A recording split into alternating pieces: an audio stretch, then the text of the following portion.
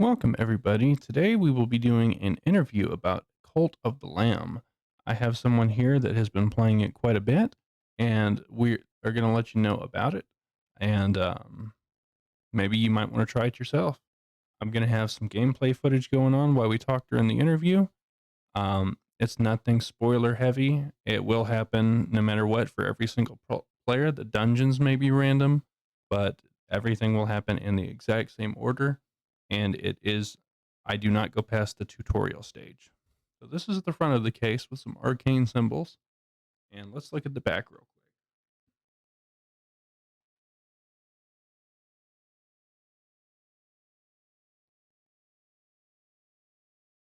quick. Okay. Have kind of some basic backgrounds and things like that. I'm going to go ahead and read it to you real quick.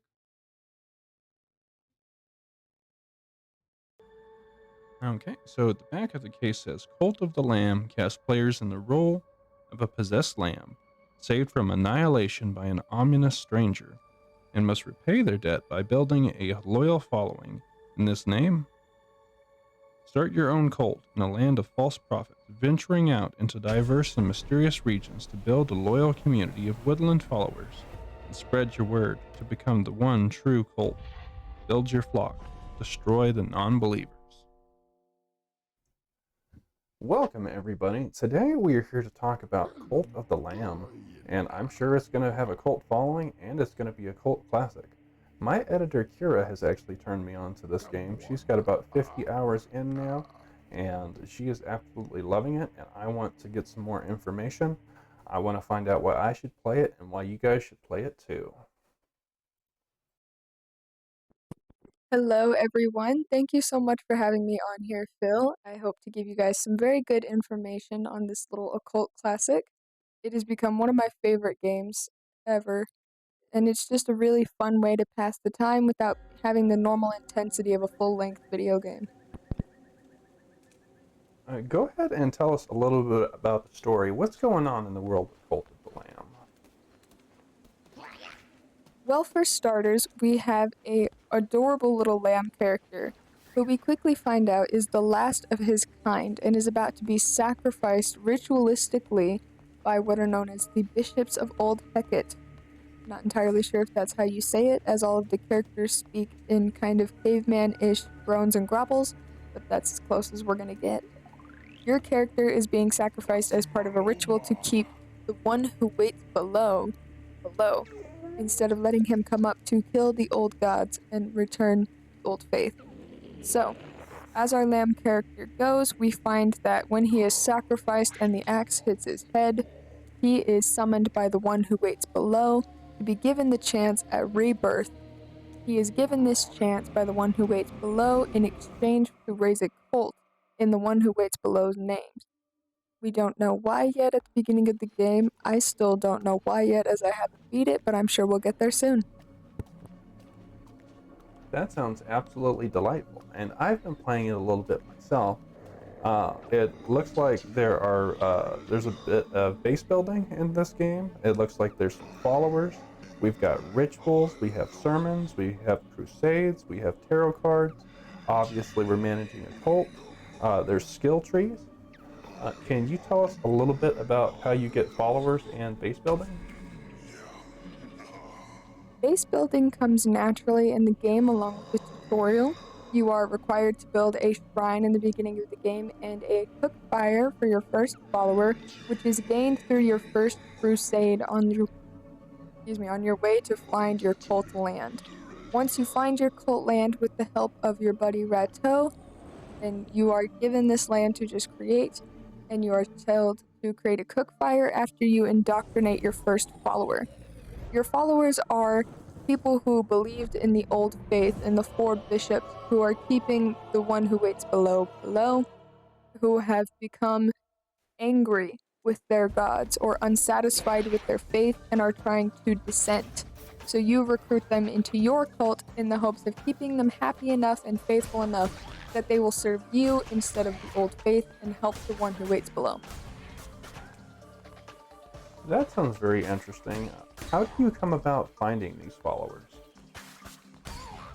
When you go about on your crusades or your little adventures throughout the game, your followers will randomly appear on the map. You can choose to go to them as part of your map sequencing, and when you do, you rescue them from the people who are about to sacrifice them and indoctrinate them into your cult once you return from your crusade. From there, they stay in your cult land and you work to keep them happy and faithful. So once you recruit these followers, you also have to care for them. You have to keep them alive. You have to keep worshiping, and you almost have to provide almost a civilization for them. Can you tell us about a little bit of your daily life as a cult leader? Well, my daily life as a cult leader would differ a lot more from someone who is just starting, as part of the upgrades that you can gain in one of your 3 skill trees is to make your cult managing easier by gaining access to new buildings and different types of followers that can help you to really manage your cult so you are away on crusades and nothing bad will happen while you're gone. But in the beginning, yes, you are required to care for them hand and foot. You must cook for them, make sure they're faithful, clean up after them, make sure they have places to sleep and things to do during the day. It is quite troublesome at first, but very easy to get the hang of with the help of your buddy Rato, who helps you through all the tutorials, and there is a lot of information provided on each of the base buildings that you have to build to care for your people. So where do you get these materials to craft these buildings and structures? I'm assuming that there's no Home Depot in the cult. I was just wondering, where do you get the materials, and do you accrue them naturally? Do you have to go out and find them? What's the easiest way to get them?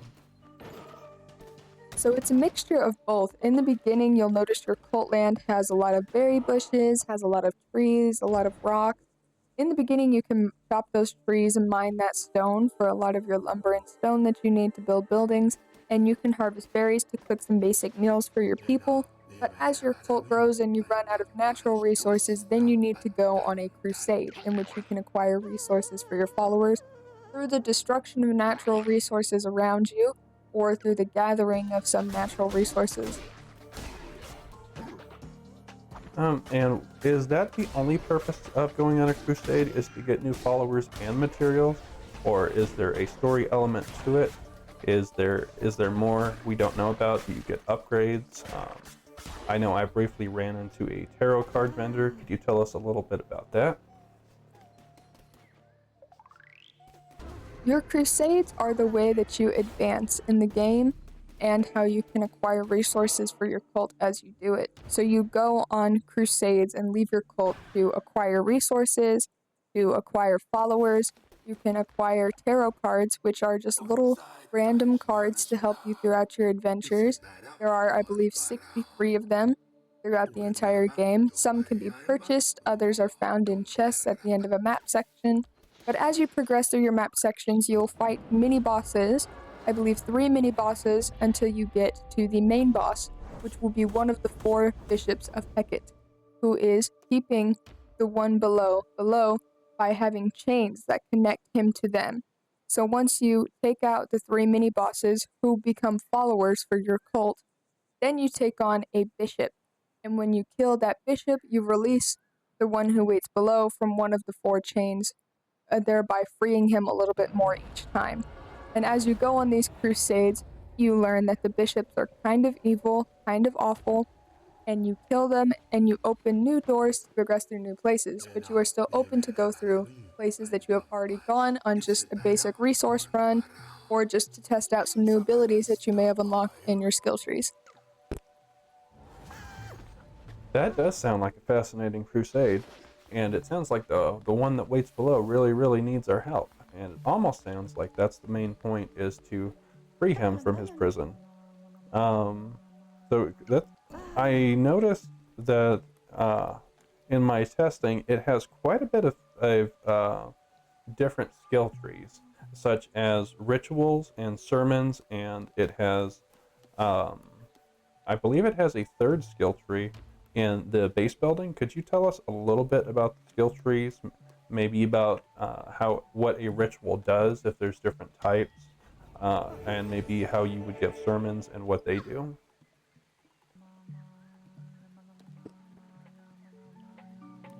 So, rituals and sermons are actually performed in your temple, a building that you create a little bit after you get into your cult building.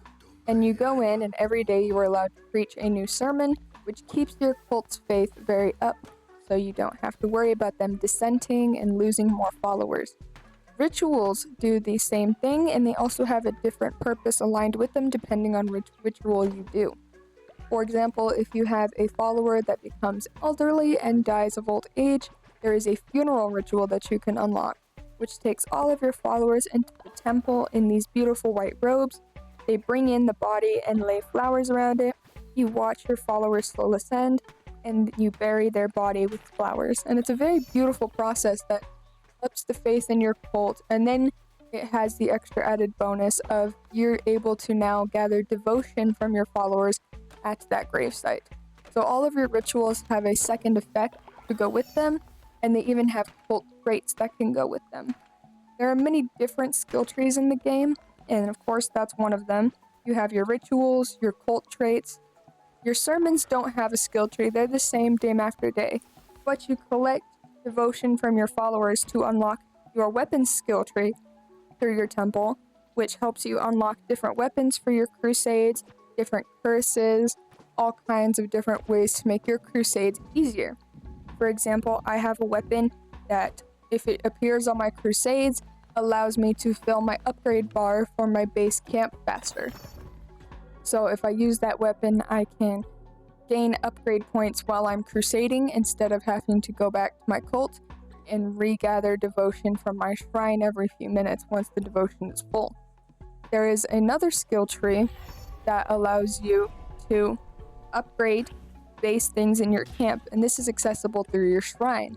Once you gather enough devotion, you unlock something called Divine Inspiration, which allows you to unlock a new building or thing to craft in order to keep your cult members happy and faithful. These also have different effects depending on what they are. For example, I have a building called the Demonic Summoning Circle, which allows me to convert one of my followers into a helpful little demon to follow me on a crusade. And they will help you out by attacking enemies, gathering resources, making sure you have everything, healing you, whatever is. It's based on your follower, how high level your follower is, what traits they have, and when you come back from your crusade, they pop back into a normal follower and re-enter your cult like nothing happened. So a lot of the gameplay is based on how you build your skill trees. It's a lot of reading, but the information is very helpful and can help you have a very well-balanced gameplay. That sounds pretty neat. It almost sounds like you could set up your followers to run your cult for you while you're out trying to free the one that waits below, and you can take a follower with you on a crusade. Um, Tell me, I know your followers are customizable as well, but do they ever cause any shenanigans in the camp?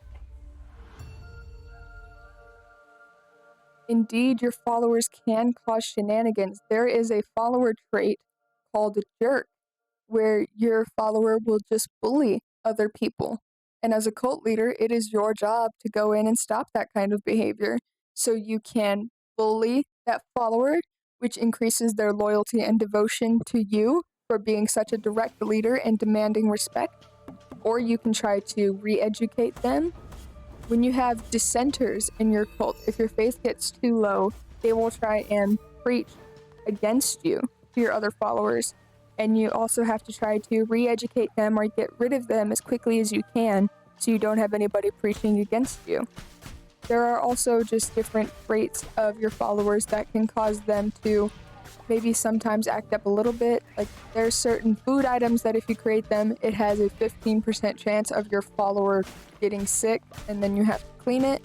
But nothing is really as bad as the jerk trait. So tell me a little bit about what is some of your favorite moments you've had so far? Do you have a favorite boss? Was one of your followers did something that just absolutely had you laughing out loud, rolling on the ground? Anything like that? What was your favorite moment in the game so far? That's tough. I've had a lot of favorite moments. I've come to really enjoy this little occult game. I can definitely say one of my favorites that pops into my head first is the first time I had a follower die. He became elderly and died of natural causes, but I remembered I cared for each of my cult members. I knew each one by name, and so it was a really sad moment, but I performed the funeral ritual for the first time and got to see all of his other followers and just cult friends respectfully guide him towards the end and then have him buried in his little grave with all of his flowers. And that was a really sweet moment, I felt like. And the fact that it raised the faith in the cult made it even better because it was at a point where faith was very low, as the cult had never really experienced death before. I did have a couple of favorite bosses that I beat on the first try. That's always a good feeling. And they become followers afterwards, so it's always nice getting to boss around a boss that you just beat. That's always a very satisfying feeling. And I particularly loved when you found out that you could, as you said, customize your cult followers. I customize every single one of my followers to make them unique and feel like they have a special place in my cult. Even though it doesn't technically matter, it just makes me happy. I love getting to see all the different colors, all the different forms, and even the different variants that you can put on your characters. My cult is very uniquely me, and that is something I've really come to appreciate. So tell me a little bit about what is the most the thing you absolutely love the most. 100% this is the best part about this game. I love some of the vocabulary that is included in the game. Like every time you beat a crusade, it says, "Heretics defeated, cleansed all the non-believers." And it's just funny to me because I grew up in a particularly religion-valuing household, so to have something so deviant to me is just funny. And also just because it's very cute. It's a cult, but not throwing it in your face. It's a very relaxed, cute little cult builder where you can just be you and enjoy yourself and enjoy some of the finer details in the game. It is really a very detail-oriented game, especially with the many skill trees, and you can tell that there was a lot of work and love put into it. I would say that I particularly love the weapons skill tree because it really, really helps your gameplay feel more balanced and helps your crusades be easier. And just doing little rituals with your cult followers, I feel like, is a very fun experience if you love your cult like I do and have it personalized. Like, you feel like you know these people, so getting to do this ritual with them just seems so fun. It's like having an actual bonfire with your buddies, but instead you're just sitting at home on your couch. Yeah, that is a really, really good way to describe it. That is amazing. I wish more video games were like that. And like you said, you had an elderly member of the community died, and everybody came together, and there was a beautiful ceremony. And I think we need more of that in video games. But now that we have some good, is there anything that you would change that you wish it's not bad, but it could have been done differently to make the game better?